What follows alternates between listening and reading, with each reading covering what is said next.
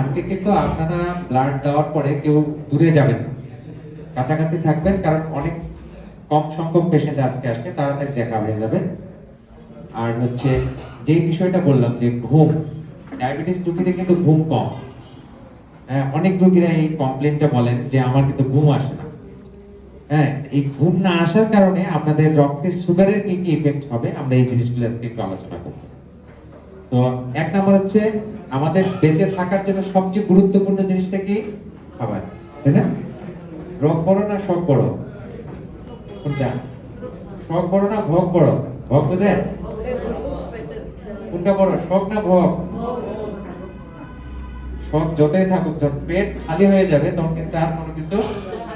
তাহলে আমাদের বেঁচে থাকার জন্য খাবারটা সবচাইতে গুরুত্বপূর্ণ।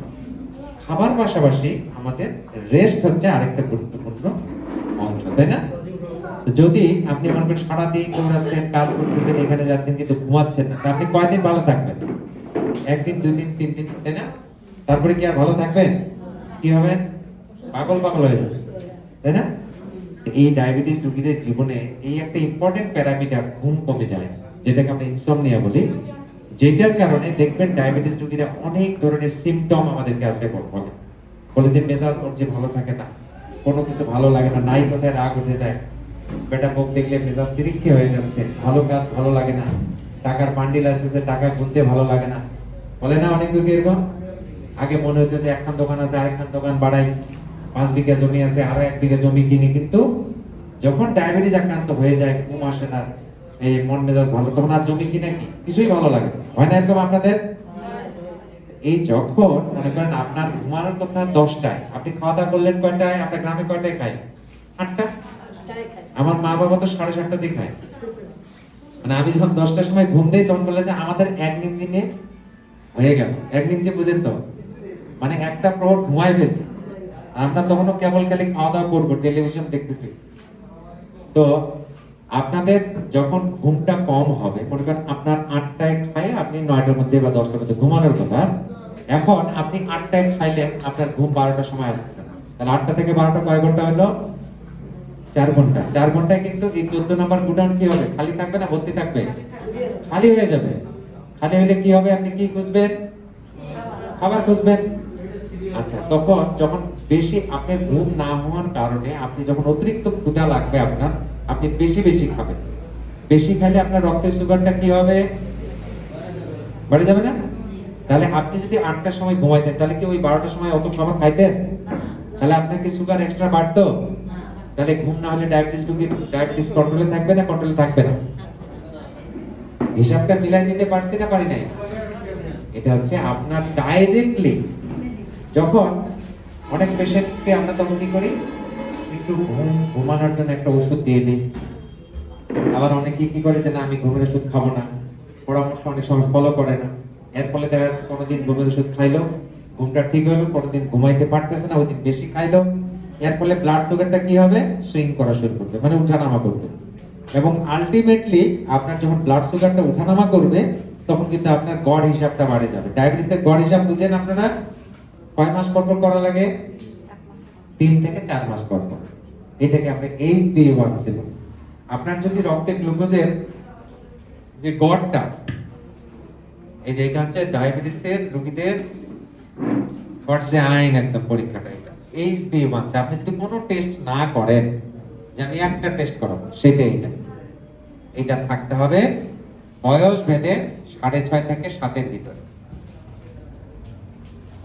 যদি 3 মাস 4 মাস পর পর এটা 6.5 থেকে 7-এর ভিতরে থাকে, তাহলে আপনার চোখ, কিডনি, তারপরে হচ্ছে পা, এই 3টা জিনিস, যে ডায়াবেটিসের প্রথম 3টা জিনিস নষ্ট হয়ে যায়।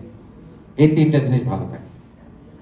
আপনাদের জন্য একটা মানে খুবই ভালো সংবাদ, আমাদের ডায়াবেটিস রোগীদের যে চোখের যে সমস্যাটা হয়, চোখের কয়টা পার্ট আমি বলছিলাম? একটা সামনের অংশ, একটা পিছনের অংশ। পিছনের অংশটা হচ্ছে ব্রেনের অংশ।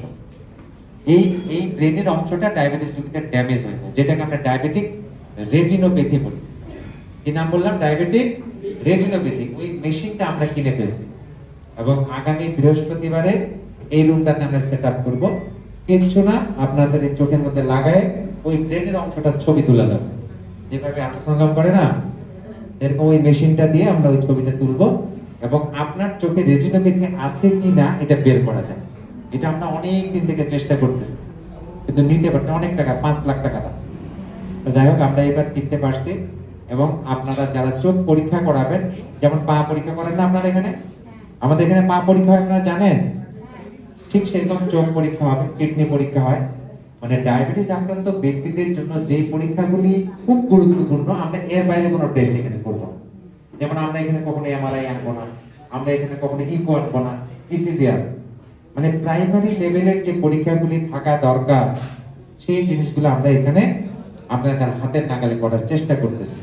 আর যখন বড় বড় পরীক্ষা লাগবে, সিটি স্ক্যান লাগবে, এমআরআই লাগবে, আপনাদের সবাইকে আমি বলে রাখলাম, যদি আপনারা অনেক বেশি দামের পরীক্ষাগুলি করাইতে যান বা কখনো প্রয়োজন হয়, আপনাদের হোক আর আপনাদের আত্মীয় স্বজন হোক, যেমন অনেক সময় আমি পপুলারে বসি, আপনারা যদি ওখানে যান আমার সাথে আগে দেখা করবেন, তাহলে সর্বোচ্চ যে কমিশনটা, ডিসকাউন্ট, এটা আমি করে দেবো আপনাদের।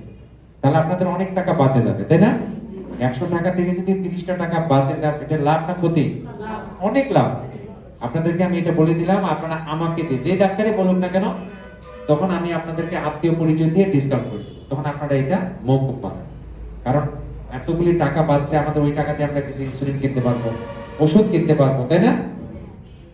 আমাদের এখানে যে নতুন সংযোজন হতে যাচ্ছে, এটা বক্স কোম্পানির একটা ফান্ডাস ক্যামেরা, খুব ভালো একটা মেশিন, জার্মানির। আমরা এই রুমটাতে এটা সেট আপ করবো, আপনারা সবাইকে বলবেন।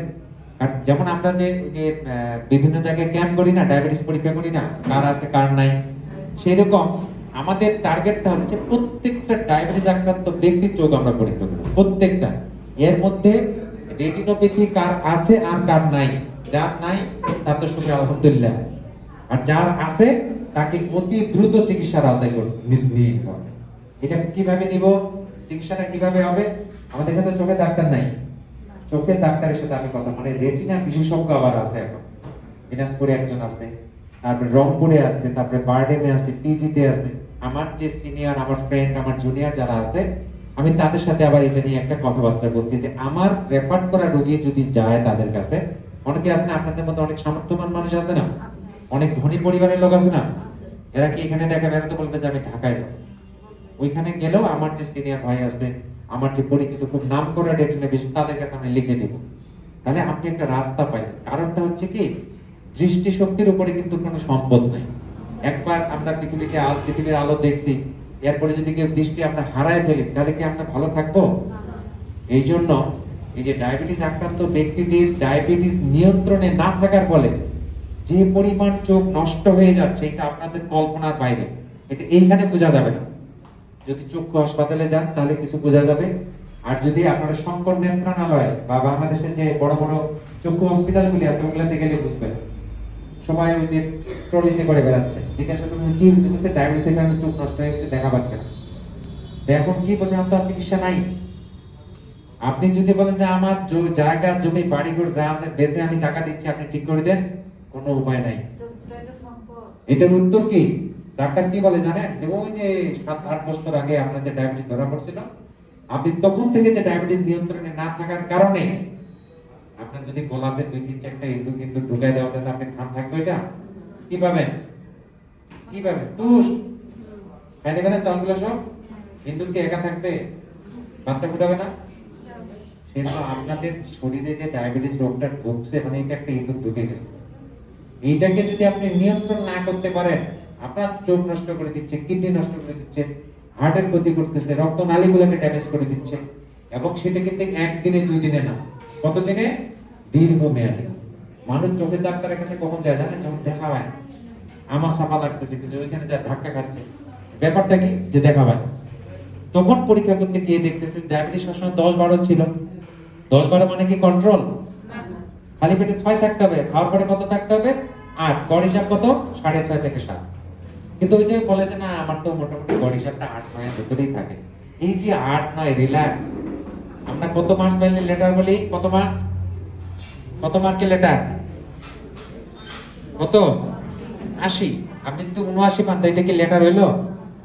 ঠিক সেরকম আপনার ডায়াবেটিস খালি পেটে 6 মানে 6 রাখতে হবে, চেষ্টা করতে হবে। আপনাদের বয়স ভেদে যাদের বয়স অনেক বেশি তাদের ক্ষেত্রে হয়তো 6.5 আমরা মানবো, বা যাদের একদম ইয়াং অল্প বয়সে ডায়াবেটিস ধরছে তাদের কিন্তু 6 মানে 6 রাখতে হবে। কিভাবে রাখবেন এই ক্ষমতা তো আপনাদের নাই, কাদের আছে? ডাক্তারের। আপনাকে জিনিসটা শুধু মাথায় রাখতে হবে যে আমাকে ডায়াবেটিসটা যে কোনো ভাবে 6 এবং খাওয়ার পরে 8 রাখতে হবে, এবং গড় হিসাব নিজ দায়িত্বে আপনারা পরীক্ষা করবেন। যেমন চোখের বিষয়টা বললাম, প্রত্যেকটা রোগীকে চোখ আর পা পরীক্ষা করতে বলা সম্ভব? মনেও থাকে না। আপনারা নিজ দায়িত্বে এই 3টা জিনিস স্পেশালি, এক নম্বর হচ্ছে ডায়াবেটিসটা আপনারা পরীক্ষা না করলেও করবেন, গড় হিসাবটা আপনারা পরীক্ষা করবেন, আপনারা চোখটা পরীক্ষা করবেন। এইখানেই করতে হবে এমনটা না। আপনি যদি ঢাকায় যান, বাইরে যান, আপনি ওখানে করবেন, কিন্তু চোখটা বছরে একবার করে পরীক্ষা করতে হবে। তারপরে কিডনিটা আপনার রেগুলার চেক আপ করে নেবেন নিজ দায়িত্বে, আমরা বারবার বলবো।